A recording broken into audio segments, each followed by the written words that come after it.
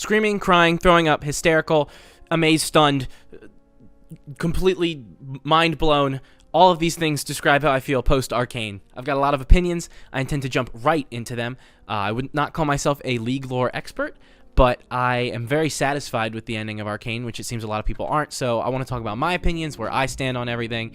And yeah, let's just jump right on into it. So spoiler warning, we're going to dive right into the content of the final act of Arcane and Arcane as a whole. So if you haven't seen it, go watch it. It's an amazing, fantastic series. It's beautiful, and I love it. So yeah, that's all I got to say. We're diving. We're going in. Now, right off the bat, there's a big two-sided camp, we'll say, on how everybody feels. And I'm just going to say outright that I think Jinx is alive. I don't think she died when she sacrificed herself at the end, and I do find myself definitely strongly in that camp. You hear the creators even talk about the opinions on it. You hear the creators say, you know, hey, go investigate if she's alive or not, whereas they confirm the deaths of multiple other characters almost instantaneously, which makes me think that the evidence that people have found, Caitlyn, you know, examining Jinx's bomb and then looking at the air ducts and that little flash of, you know, glitch at the end like Jinx has and it says the end, it makes me think Jinx is alive. So I'm going to review this and say this with myself being in the camp that Jinx is alive, because I think that that changes my opinion on a lot of things, especially some opinions people have on the lore and all that sort of stuff. I believe that Jinx's sacrifice at the end isn't about her dying. It isn't about the fact that she has to give her life to destroy Warwick, which I also don't think she did. I actually think that Singed will rebuild Warwick, which is why the creators have hinted at, you know, his real head being in a jar, that, you know, wolf head that we saw early on, and, you know, he'll eventually become the monster that we know, as they said in that one interview with, I forget the guy's name, but the League lore guy on YouTube. I'll put a picture of his channel here. So then, if that's true and he is going to be rebuilt, then what's the point of Jinx's sacrifice? Well, I always took the point of her sacrifice and the idea of, you know, protecting someone you love and care about is in the similar vein to how Isha sacrifices herself at the end of Act 2. I saw a lot of people say Isha's sacrifice is in vain, kind of like they think Jinx's sacrifice is in vain, but I think they're missing the whole point. The idea is that Isha suffered when, you know, Warwick attacked Jinx at first, and she believed she was losing someone she loved, and she decided that she wanted to protect her for giving her this life she had, for making her feel important. And that meant more to Isha than anything ever could for Jinx, because Jinx didn't understand the dynamic of her caring for Vi. She didn't understand how to care for someone, and that's why Isha dying was so traumatic for her. It was like a child, it was like someone she loved, but she didn't know how to properly express that, and losing Isha before she could just reminded her of losing Vi all over again. And so when that moment comes for her to save Vi, she finally understands. It's not about Jinx giving her life to kill Warwick, it's about Jinx realizing that her actions, as Caitlyn says to her in the cell, you know, what am I supposed to do, just let you out? Your actions have to have consequences. What can you do? So she decides to save Vi from Warwick and split herself from her. Basically run away and escape Piltover, because she'll always be one of her crimes, and that life she has lived will always hold Vi back. It will keep her from being with Caitlyn. It will keep her from living the life she deserves. And as much as that hurts Vi, Jinx realizes, as she says, you're never going to give up on me, huh? And that's why I think she also tells Vi, no matter if we're worlds apart, I am always with you. I think it is entirely possible we will see Jinx and Vi meet up again in the future, as we have seen in the game's lore, them constantly chasing after each other. I feel like that's almost a Tom and Jerry sort of thing, where they always chase each other, but maybe never intend to catch each other. It's always that give and take and pull back and forth as things go on. So in my opinion, with Jinx being alive, I don't think it affects the lore as much as people seem to believe. You know, I see a lot of complaints about, what about Camille? What about Blitzcrank? What about these other characters whose, you know, lore has been affected by the fact that Jinx is quote-unquote dead or gone? I don't think she's entirely gone. I think she'll show back up again one day. I think this idea of an open-ended ending where she kind of ran off and Caitlyn knows, and Vi is sort of looking for her, leaves for this idea of a vacuum of power. Zaun trying to rise up, Savika representing them and wrangling them, you know. Singed has, you know, created Oriana. He's going to go back and, you know, maybe try and recreate Warwick so that, you know, something can, quote-unquote, protect his daughter now. That's entirely possible. I know there's no evidence of that, but it's entirely possible, right? It's open-ended. The whole idea is that they left it that way because they wanted to fit in with the lore, because they want to figure out how to put everything together like a Lego piece. It being so open-ended allows for those other pieces to fall into place in the future. I know everybody wants it to be exactly the same as it was in the original Runeterra lore, But I don't think they've exactly rewrote that or completely destroyed it either. I think they've decided to tell what was there in a new way while kind of changing the order, I guess, of events. If Jinx isn't dead, that doesn't mean she can't show back up, and that doesn't mean her actions as this chaotic force within Zaun haven't affected other people to rise up and do different things, like a Jin-type character, or we see Blitzcrank existing, in one way or another in the future from inventions and things like that. Who really knows? It's entirely possible that all of this can fall into place. I feel like people are a little too hesitant to go, oh, it's not exactly what I wanted, and so they throw the Arcane ideas to the side, when in reality, I don't think it ruins anything in that sense at all. If you were going to complain about anything, I don't think it should be the Jinx and Piltover and Zaun lore. It should be the changing of a character like Victor, for example, which, again, making people mad. I love the Victor changes. I always thought that Victor was a cool design, but his character was so inconsistent and frankly flat. He was just this evil scientist who turned people into robots because he thought they were better than people. Making him essentially Robo-Jesus who wants to bring us all to salvation under the glorious evolution, it makes him more sympathetic, it makes him more human, it makes him a better character. But it still keeps the core of his ideals of machinery fixing myself, like he wants to fix his leg or fix his disease. Perfection is the evolution, when in reality, as Jay says, our imperfections are what make us who we are. But let's say you're on the flip side of the coin. Let's say you don't feel the same way I do, and you think that Jinx is dead, or you think that multiple characters are dead. Let me go through really quickly, actually, all of the different deaths. We got Jinx blowing up, quote unquote. We've got Jace and Victor being sealed away in the stone, dead or not, who knows. We've got Heimerdinger dead and respawning and or lost throughout time. And we've got, that's about it of the main cast, right? Oh geez, I gotta look this up. I'm also missing Ambessa. I keep forgetting that she's now officially a champion, but she is also dead, I guess, or at least has lost her mind or has had her soul sucked out of her body or something. I don't exactly know what happened to her. But those are the main characters that are champions in Summoner's Rift. By the way, Summoner's Rift. I've seen so many people complain about them being dead, but the whole idea of Summoner's Rift is just summoning a character from quote-unquote time and space to fight for you in the Rift. And I don't think there's anything wrong with a character being dead and then can be summoned within the Rift, Like, characters like Mordekaiser in the lore are sealed away. So, what's wrong with you then summoning them into the game? I see that no problem with that at all. But, again, saying that they are dead, I don't think that's as big of an implication either. But I personally stand to believe it the other way, so I don't think it hits the lore as hard.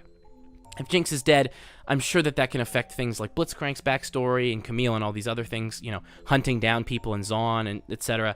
But I still don't know. I still think there's a place for that. There's other characters to fill those gaps. So without them being there, I don't see a point in people complaining about that either. I really think it's just people disliking the changes, disliking the fact that, the story is still the story, but it's told in a new way, and that Riot wants to rework that, which I don't know why people are surprised that's happening either. They've done tons of reworks on characters and reimaginings of different events, so why are we surprised that they're willing to do that for the story as well? They've done it in the past, so what's the point? I think the best arc to describe how I feel about it all is Echo's. His arc is different from Runeterra. It's different from the original way Echo is envisioned, but even though it's different, I think it's really beautiful, and I think it fits his character perfectly. He has this invention, he has this time machine, and it makes him the boy out of time, a true hero who sacrifices his perfect life in another dimension with Powder because he knows he has to save everyone. He knows it's his destiny to do the right thing, and as much as it hurts, he's willing to sacrifice it to protect people he cares about. And that's such a beautiful sentiment. And that's the whole point of why Jinx gives up her life with Vi, why Isha's willing to sacrifice herself, why Jace and Victor are willing to come together and give their lives / seal themselves away, if you will, to protect Piltover and everything. This idea of sacrifice. All what Arcane is talking about is rising up for the betterment of society and giving part of yourself for the people you care about, even if that means losing a happy ending. Jinx and Vi didn't get the ending they wanted. They're always apart. There's always one missing the other. But as much as it's tragic, Jinx is still out there, and as she said, worlds apart will still be together. Same with Jace and Victor. They're trapped in that stone, but they've done it. I got my partner back. My brother in arms, my person I created this with. Echo, seeing Heimerdinger's sacrifice, knowing my life with Powder is beautiful, but I have to do this. It's what I'm supposed to do. It's the right thing. Makes them heroes of the Rift, if you will.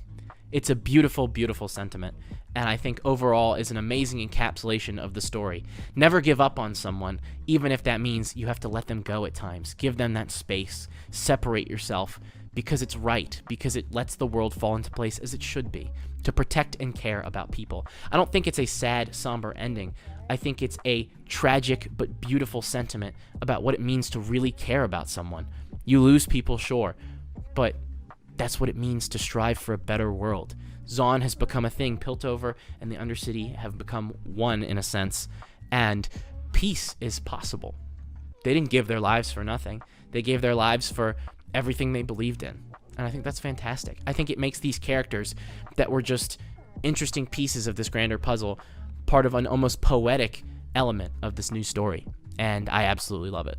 Now I'm going to jump into just little picks about each and every character that I liked from the overall ending of the show, and things that I, really want to put together, like maybe little nitpicks or little things that I really loved. So I'm going to kind of rapid fire really fast on some things that I really liked. First things I want to say, I think Mel should be a character. She's fantastic. She definitely probably will be, but really, Riot, she's super cool. I love her design. I like her idea as this mage protector. She could be a cool support type character.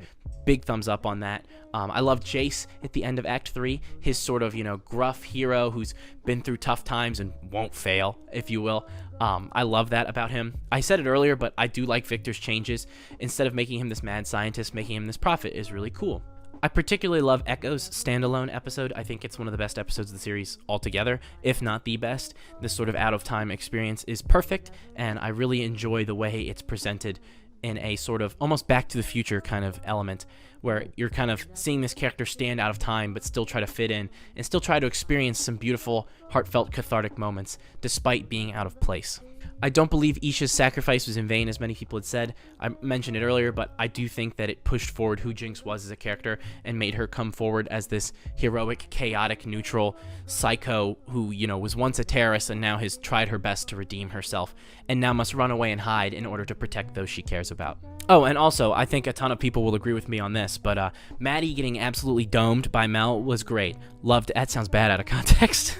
Maddie basically reflecting her own sniper shot into her head. And by the way, if you guys haven't seen that frame by frame snip where it shows that Maddie's quote unquote emotions were enjoying killing Caitlyn, because Mel has that sort of empathetic emotional magic. She can see the truth behind people.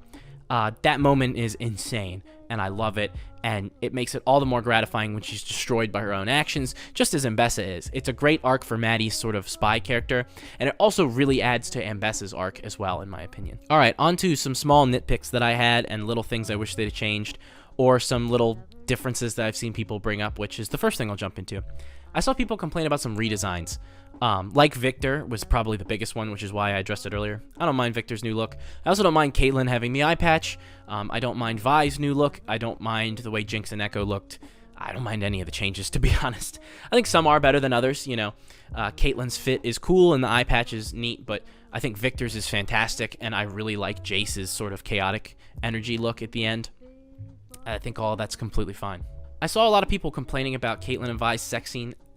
The sex scene doesn't bother me. I just kind of think it would have been more powerful if it was after the big battle. I wouldn't have minded them, making up in the cell and everything, and then having that, sex scene later on to show this life that Jinx gave Vi. The whole reason Jinx runs away is because she wants Vi to have a happy life that she can't have when she's with her because of the consequences of her actions. So I think if you'd have moved that moment, it would have helped cement this idea of Vi living a happy life that she deserves, that her sister wants her to have.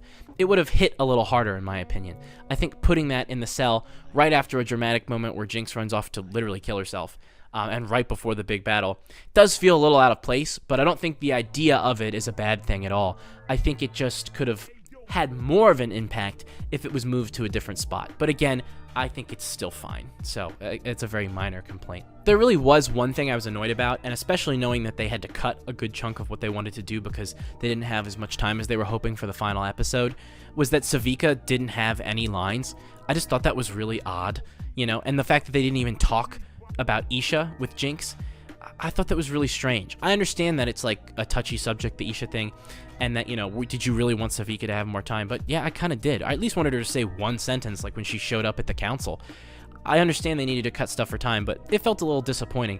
I felt like mention of Isha should have come up a little more, and Savika definitely should have had a little bit more of screen time towards the end, just to sort of cement and round out some of those edges that, weren't entirely polished perfectly. I understand it's tough to stick the landing, but I don't know. I still feel like you could have added just a little bit more. Overall, I've been ranting a lot this video, just kind of jumping from point to point to point, talking about, Heimerdinger lost in time or dying and getting a few screws loose, or Oriana's amazing little tease in the mirror, or is Jinx dead or alive, all these things I've been talking about. And I've been kind of all over the place because that's sort of the way I like these videos to be. I like them to feel like a conversation between friends. But to wrap everything up in a more tightly knit bow, I want to talk about people's feelings towards the show and why I think some people are a little too quick to judge Arcane. Arcane is attempting to take a very massive lore of a very big and popular game and tie it into this piece of artwork that is beautiful. That's a very challenging thing to do. And there will always be little things that you wish were different, as I had just talked about with the Isha and Savika stuff, and a few little changes here and there that I would have enjoyed. But, not everything is perfect. As Jay said, imperfections are what make something beautiful. It's human. If Arcane was this perfect 10 out of 10 masterpiece, everybody loves it, then, well, what's the point? Art is supposed to provoke something. It's supposed to make you feel some way. If Arcane was perfectly sanitized to where everyone loved it, I don't think people would look at it the same way. I don't think they'd feel as strongly about it, because it has to tap into your emotions. If it doesn't poke you with the stick, quote unquote, you're not really going to feel anything, are you? So I think a lot of people then, when the ending made them emotional and they were like, oh, wait, but what about this? And, oh, I wish they'd have done more with this, or how does this maybe hurt this, or something like that. That's why they gave us this open-ended ending. And instead of looking at it as, oh, they've left this big hole at the end to sort of say, like, oh, what happened to Jinx? What's going to happen with these other characters? Hints of Swain, of the Black Rose, LeBlanc, all these things that they set up for future series. I think people should find that beautiful, but they're letting their emotions, because the show decided to prod them, to try to get them to be emotional, to feel something as art should. They've let those emotions now cloud their judgment. I hit the mic. And not see the beauty of what was actually put in front of them.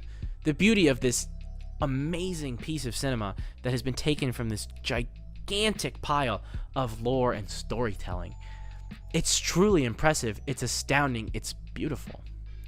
And I think that minor things here and there, different little changes, doesn't make something bad.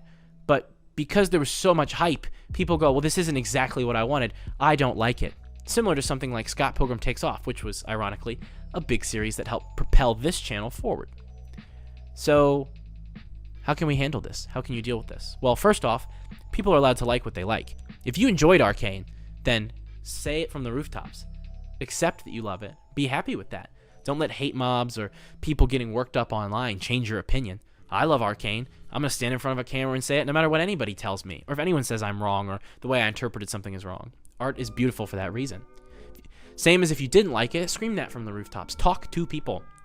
There's too many people these days that want everything to be exactly as they want it. Discuss things, dislike things, like things. It's what makes you who you are. There's nothing wrong if you don't like the changes. There's nothing wrong if you love them. That's the beauty of what something like this should do. It should get people talking.